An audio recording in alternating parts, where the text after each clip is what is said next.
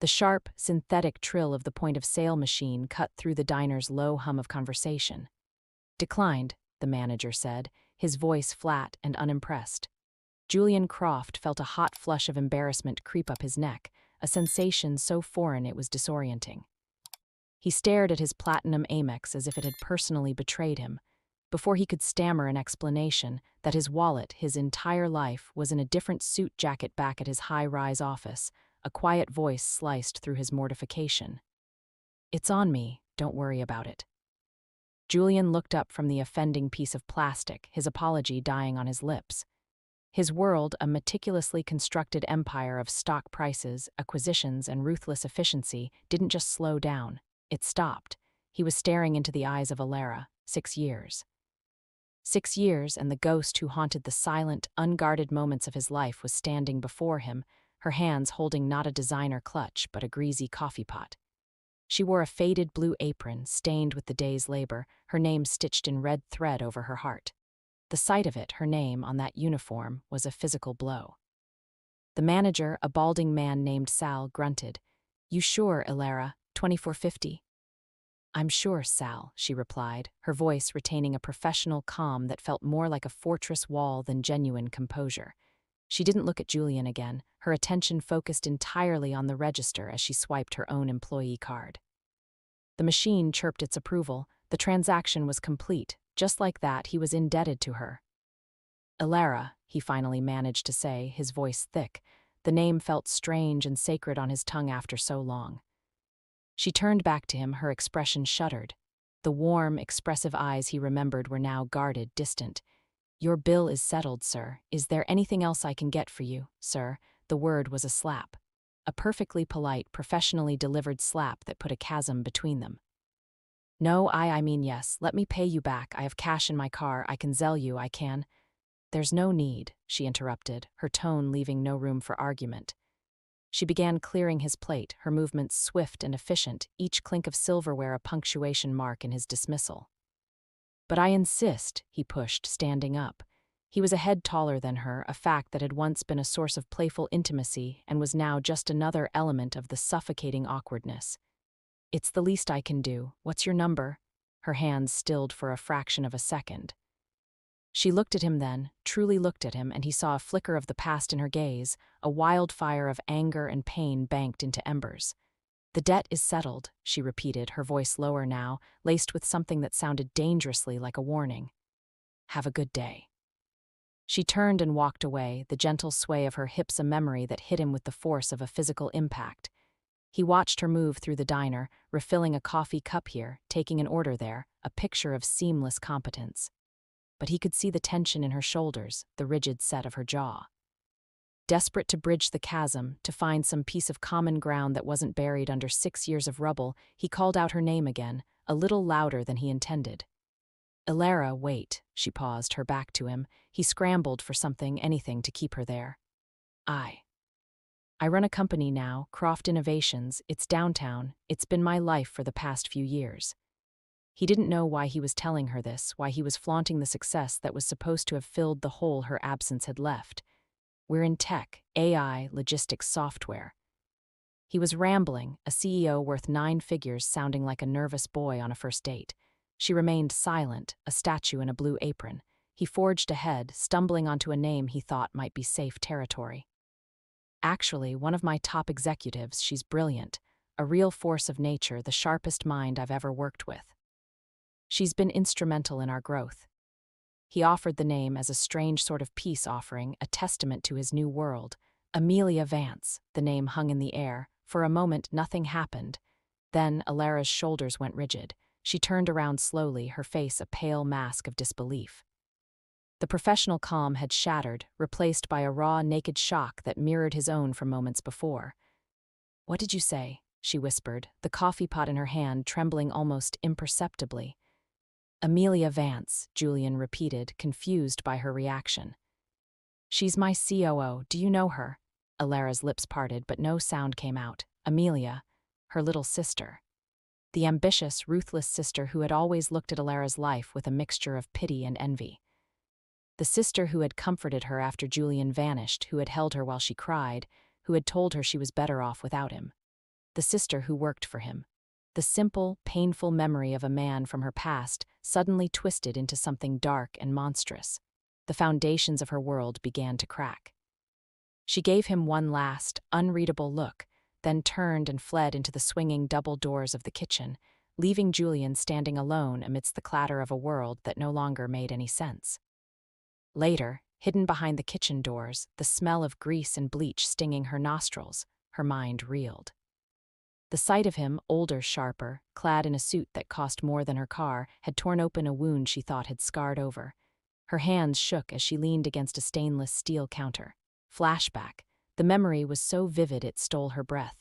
A sun-drenched afternoon in Washington Square Park 6 years ago. A younger Julian, his hair unruly, his shirt a cheap cotton poly blend, was lying with his head in her lap. He wasn't a CEO then. He was just a brilliant, driven boy with impossible dreams, and he was hers. He traced the lines on her palm, his touch sending shivers through her. "One day, Alara," he'd whispered, his eyes full of earnest fire, "I'm going to build a world for us, a place where you never have to worry about a single thing." She had believed him. She had loved him with a terrifying, all-consuming totality. Then the brutal counter-image, 2 weeks after that day in the park. The glowing screen of her phone in the dead of night. A single text message from his number. "This isn't working. I met someone. Someone who gets what I'm trying to do. Don't try to contact me," just like that. A wrecking ball to her soul. She'd called, texted, even gone to his cramped apartment, but the landlord said he'd cleared out overnight. Vanished. 3 days later, the morning sickness started. 3 days after that, the 2 pink lines on a plastic stick confirmed the secret she now had to carry alone. The memory was acid in her veins, burning with the shame and terror of that time. And through it all, Amelia had been there, her arm around Alara's shoulder, murmuring poisonously comforting words. "He was never good enough for you, Elle. He would have held you back." Now the pieces clicked into place with horrifying clarity. Amelia, it wasn't a coincidence. It was a conspiracy. Julian sat in his car, a black Audi S8 that felt more like a cage than a luxury vehicle. The diner's faded sign was reflected in his pristine windshield, a portal to a past he'd tried to bury under layers of success and wealth. Seeing her, it hadn't just hurt. It had felt wrong. The cold, impenetrable woman who refused to even take his money didn't align with the ghost in his memory. Flashback. He reached into the glove compartment and pulled out a worn, folded piece of paper he didn't know he still had. A letter. It had arrived a week after he'd last seen her, a week of his own frantic, unanswered calls and texts. It was her handwriting, or a flawless imitation of it. He didn't need to read it. The words were seared into his brain. "Julian," it began, the elegant script a cruel mockery of the love notes she used to leave on his pillow. "I can't do this anymore. This dream of yours is a fantasy, and I need reality. I need security. I've met someone who can give me that. What we had was sweet, but it was just a chapter. It was never the whole story. Please, don't make this harder than it has to be. He's a good man. He's not a boy with his head in the clouds." "I'm sorry. Goodbye." That letter had broken him. Then it had forged him. He'd thrown himself into his work with a singularity of purpose that bordered on madness. He had become the man she supposedly wanted, the man with security and reality, all to prove to a ghost that she had been wrong. But the Alara in the diner today, her pride was a fortress. She wasn't a woman who would write such a craven, materialistic letter.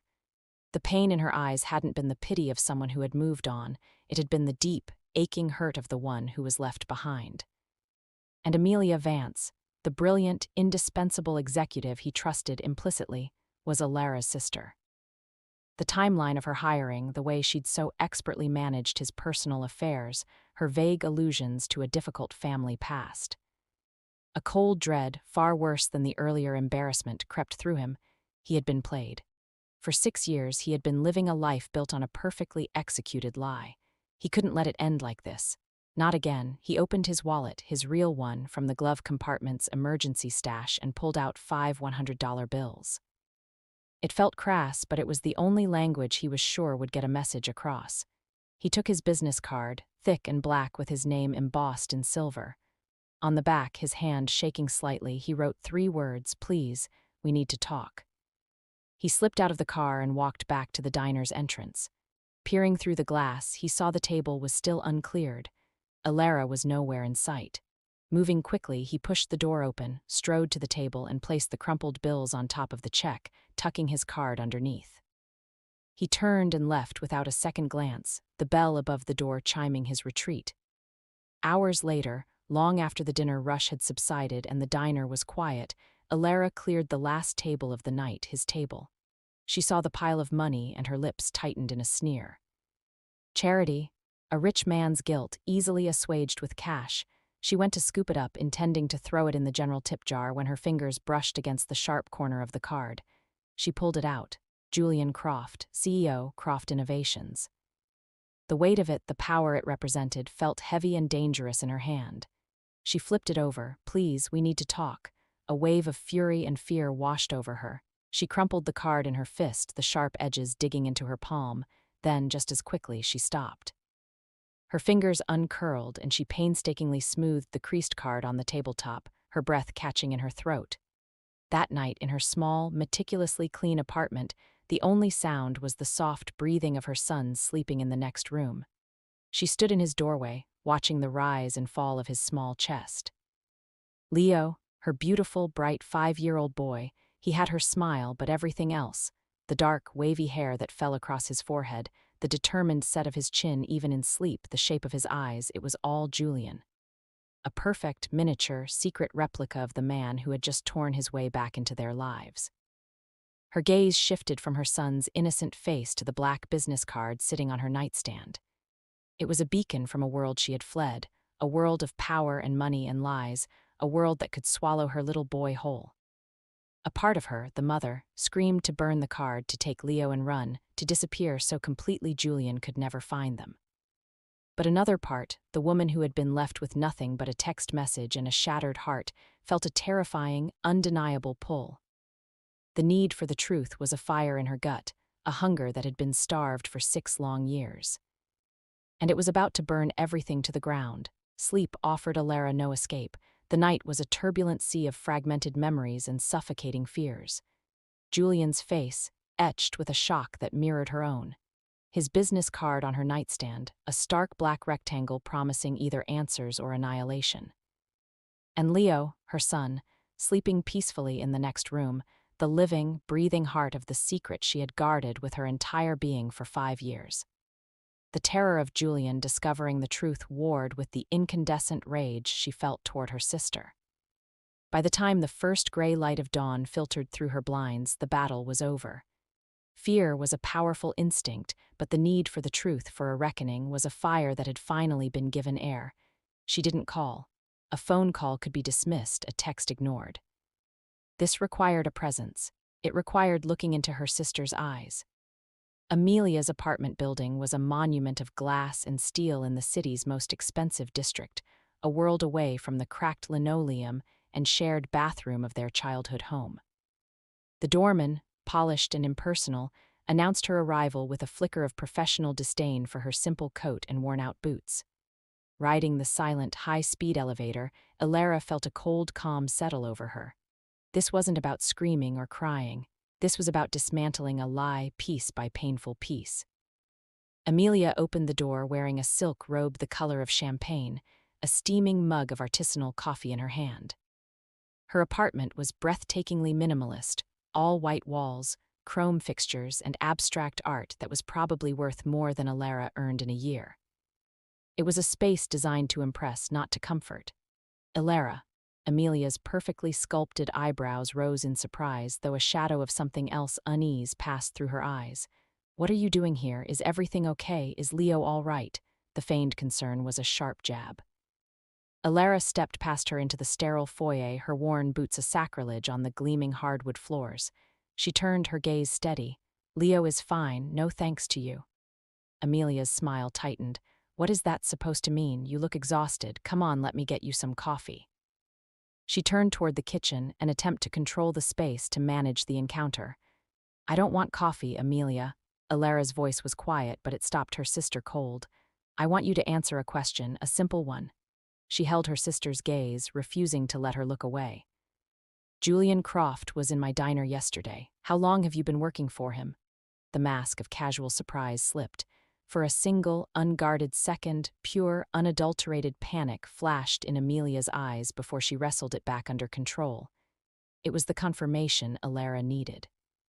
"Oh my God," Amelia said, her hand flying to her chest in a gesture of practiced drama.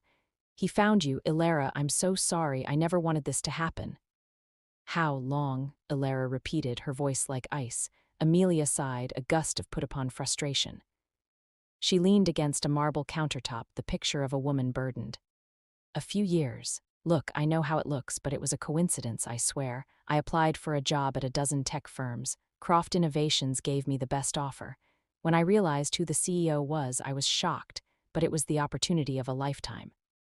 What was I supposed to do, turn it down because of your ancient history?" "You were supposed to tell me," Alara said, her voice trembling slightly with suppressed fury. "You were supposed to be my sister." "And I am," Amelia insisted, her voice rising. "That's why I didn't tell you. To protect you. Do you have any idea how painful it would have been for you to know I saw him every day? The man who shattered you. I did it for you, Alara, to spare you the pain."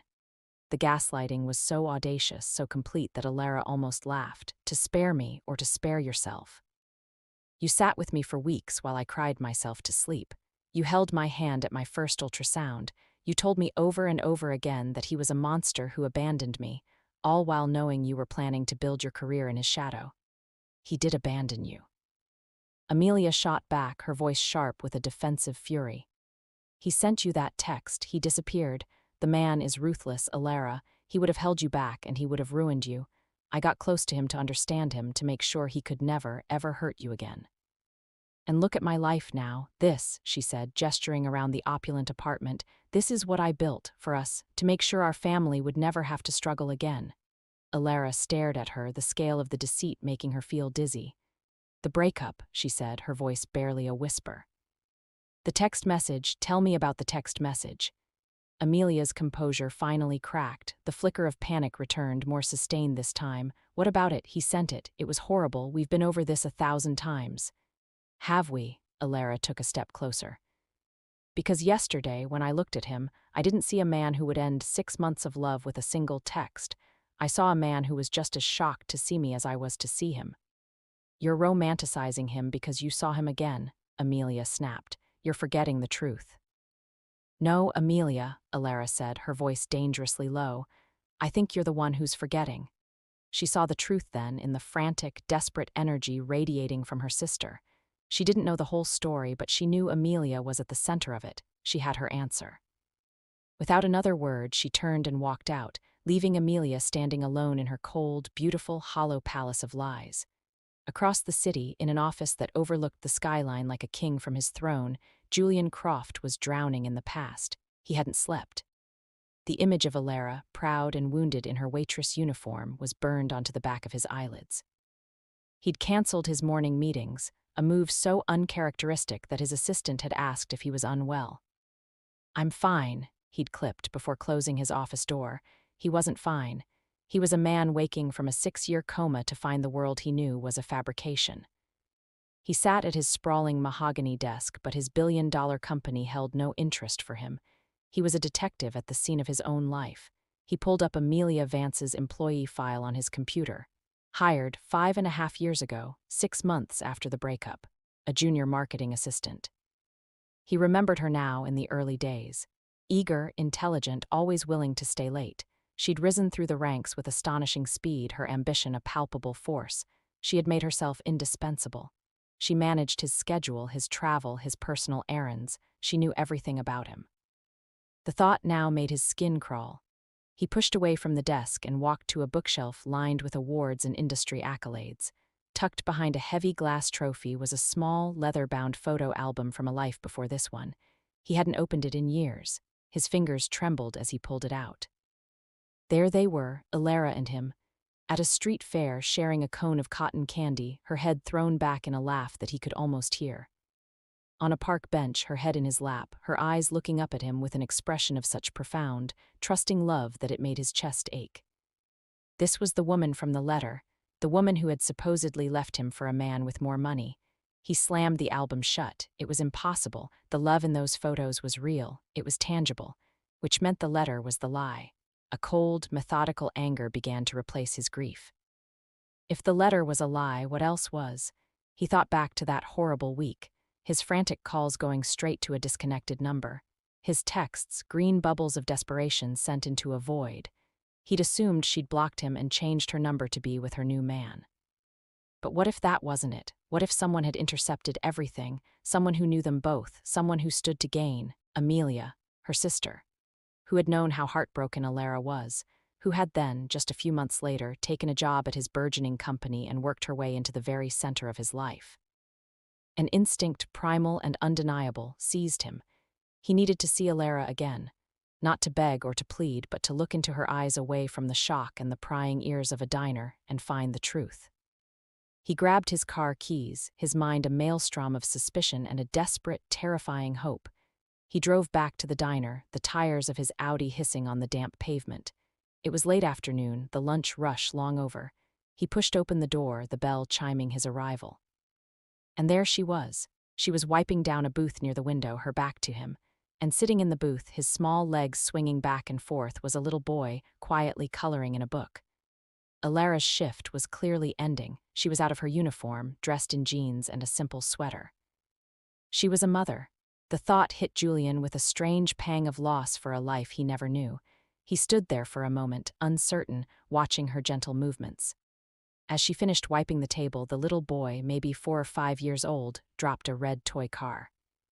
It skittered across the checkered linoleum floor, coming to a stop just by the toe of Julian's expensive Italian leather shoe. Without thinking, he bent down and picked it up. "Here you go, little man," he said, his voice soft. He knelt, holding out the toy. The boy looked up from his coloring book. And the world fell away. Julian was staring into his own face. It was like looking at a photograph of himself as a child, but this one was breathing. The same dark, wavy hair, the same determined chin, and the eyes, they were his. The same shade of deep gray flecked with green. It wasn't just a resemblance, it was a reflection. A biological signature so clear and profound it bypassed his brain and struck him directly in the soul. Time stopped. The air left his lungs. A single, cataclysmic thought ignited in his mind, mine. Alara turned at the sound of his voice. She saw him kneeling on the floor, the toy car in his hand, his eyes locked on her son's face. She saw the dawning, world-altering comprehension in his expression. The blood drained from her face, replaced by a wave of pure animalistic terror. "Leo," she cried out, her voice sharp with panic. She snatched the boy's hand, pulling him from the booth so quickly he stumbled. "We have to go, now." She didn't look at Julian. She couldn't. She practically dragged Leo towards the exit, muttering a panicked "thank you" that was meant for no one and everyone. She fumbled with the door, and then they were gone, disappearing into the late afternoon light, leaving Julian kneeling on the cold floor of the diner, the little red toy car still in his outstretched hand. He remained there for a full minute, the distant clatter from the kitchen the only sound. The image of the boy's face was burned into his memory, a brand on his heart. His son, he had a son he never knew existed, and 6 years of his life, 6 years of his son's life, had been stolen from him. The grief was a tidal wave, but the rage was a volcano. He rose to his feet, his movements stiff. He walked out of the diner, got into his car, and drove. He didn't see the traffic. He didn't see the city. He only saw the face of his son and the face of the woman who had stood between them. Amelia. He stormed into the lobby of Croft Innovations, his face a mask of such cold fury that the security guards flinched. He didn't wait for the elevator, taking the stairs to the executive floor 2 at a time. He burst into the outer office where Amelia was standing by her desk, reviewing a file for an upcoming board meeting. She looked up, a bright, professional smile on her face. "Julian, you're back. I was just going over the quarterly projections." Her smile died when she saw his expression. He walked past her, opened his office door, and then turned. "In my office. Now." She followed him in, her face a mixture of confusion and fear. He closed the door behind her, the soft click echoing in the silent, cavernous room. He didn't raise his voice. He didn't have to. The pressure in the room was immense, terrifying. He walked to his desk and turned to face her, his eyes as hard and cold as diamonds. "Amelia," he said, his voice dangerously quiet, stripped of all warmth, all familiarity. "I just saw a little boy with Alara, and he has my eyes." He took a slow, deliberate step towards her. You are going to tell me right now exactly what you did 6 years ago. Amelia's face, a carefully curated masterpiece of confidence and ambition, crumbled under the weight of Julian's words. For a moment she was a statue of pure terror, her mouth agape, her skin ashen. Then instinct kicked in and she scrambled to gather the shattered pieces of her composure, attempting one last, desperate gambit. "He has your eyes," she stammered, forcing a hollow laugh. "Julian, don't be ridiculous. You're letting her get in your head. Lots of people have gray eyes. You're stressed, you're emotional, you haven't seen her in years." "Stop talking," Julian commanded. His voice wasn't loud, but it had the density of a black hole, pulling all sound and light from the room. He took another step and she flinched back. "The lies are over. I saw him, Amelia, I saw my son, and I saw the truth in Alara's terror. Now you will tell me what you did." The last of her defenses dissolved. A guttural sob tore from her throat, a sound of such profound, ugly truth that it echoed in the sterile silence of the office. The dam of deceit burst, and a 6-year-old torrent of poison poured out. "I was so jealous of her," she began, the words tumbling out between ragged breaths, her face streaked with tears that offered no redemption. "You don't understand. She had nothing, but she had everything. She had this light inside her, and she had you. Not the CEO, not the money, but the brilliant, passionate man with fire in his eyes. I watched you too, and it was like I was invisible." She paced frantically, her silk robe a mockery of her unraveling state. "I just wanted a chance at a life like this," she gestured wildly at the opulent office, "a life of power. When she told me she was pregnant, I knew that baby would anchor you to her forever. You would have built your world for her, and I would have been left behind again in the dust of her perfect little life." The confession was a venomous stream. She admitted to intercepting his calls and texts, using a call forwarding app and deleting the messages before Alara could see them.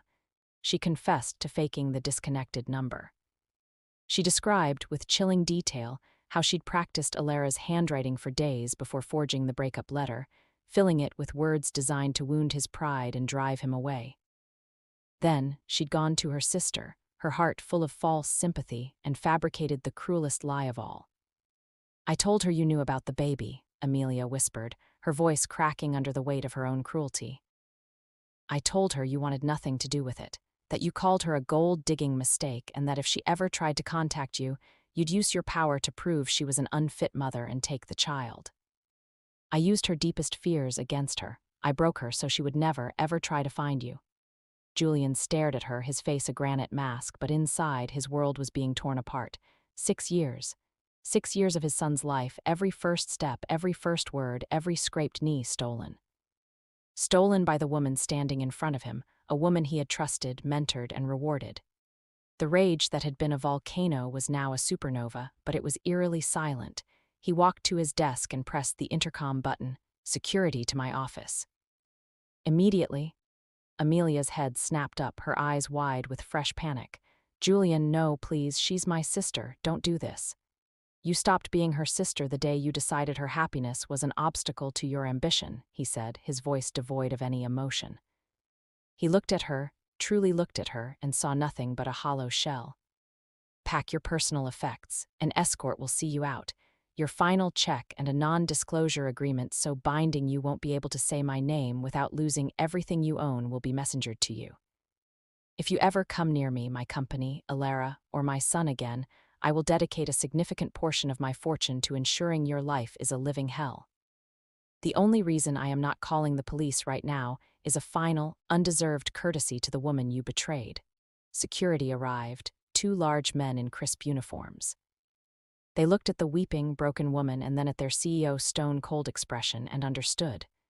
"Please escort Miss Vance from the building," Julian said calmly. "Her access is revoked." As they led her away, a sobbing, defeated shell of the executive she had been that morning, Julian turned and looked out the vast window at the city below. He didn't feel victory, he only felt the crushing weight of a 6-year absence. His priority was singular, absolute. He had to find them. He raced to the diner first, his heart pounding. Sal, the manager, told him Alara had left in a hurry, looking terrified. "Never seen her like that," he grunted. Julian got her address from the employee records Sal reluctantly provided. He drove to her apartment, a modest walk-up in a quiet, working-class neighborhood. He took the stairs 3 at a time and knocked on her door. Silence. He knocked again, louder. "Elara, it's Julian. Please, we need to talk. I know everything." The only answer was the silence of an empty home. Peering through the mail slot, he could see the apartment was dark, a profound stillness within. She was gone. The terror he'd seen on her face in the diner crystallized in his mind. She wasn't just avoiding him, she was running. She thought he was the monster Amelia had created, a powerful man coming to take her child. His desperation sharpened into focus.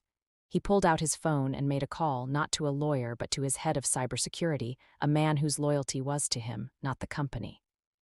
"I need to find someone," he said, his voice urgent. "No questions asked. It's a family emergency, the highest priority." Within the hour, he had an answer, a credit card transaction, a small gas station 50 miles north of the city. And then a phone ping, just once, from a remote area near Black Lake, a place dotted with old, rustic cabins. She was hiding. The cabin was small, smelling of pine needles and damp earth. It was the only sanctuary Elara could think of, a place her family had rented for a week every summer when she and Amelia were children. It felt like a lifetime ago. Leo, confused but sensing his mother's fear, was uncharacteristically quiet, playing with a handful of smooth stones on the rough wooden floor. Elara stood by the window, peering through the dense trees. Every creak of the old cabin, every rustle of leaves sent a jolt of panic through her. She had seen the look on Julian's face, the shock, the recognition, the dawning possession. Amelia's warnings, the poisonous seeds planted 6 years ago, had taken root and blossomed into a tree of pure terror. He was powerful. He was rich. What chance did a waitress have against a man who could buy the world? He would take Leo. She was sure of it. She would fight him with her last breath, but she knew, deep down, it would be a fight she would lose. A flash of silver through the trees. A car. A sleek black Audi that was as out of place here as a spaceship. It rolled slowly down the dirt path and came to a stop. Her heart seized in her chest. He'd found them. She flew to the door, shooting the deadbolt home, her body trembling. "Leo, go to the back room. Right now, sweetie. Mommy will be there in a minute." The car door opened. Julian emerged, but he wasn't the titan of industry she feared. He looked broken. His suit jacket was off, his tie was loosened, and his face was pale and drawn with exhaustion and grief. He didn't storm the cabin. He just stood there by his car, looking at the small wooden structure as if it held the fate of the world. He walked slowly towards the porch, his footsteps heavy on the dirt. He stopped at the bottom step, not daring to come closer. "Elara," he called out, his voice raw and strained. "Please.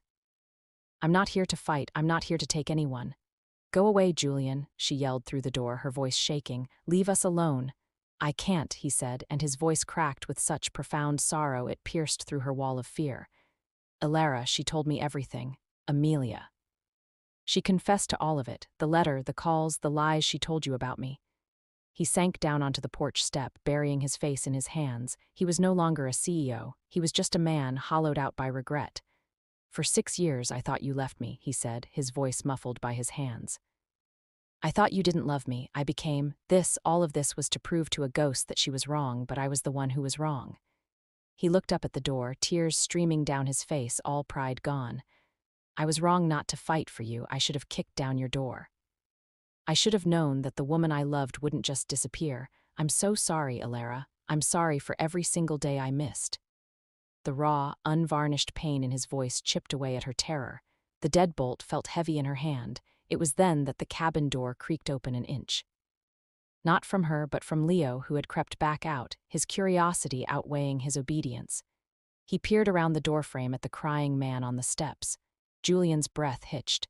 He slowly, carefully, lowered himself from the step onto his knees in the dirt, as if not to frighten a wild, precious creature.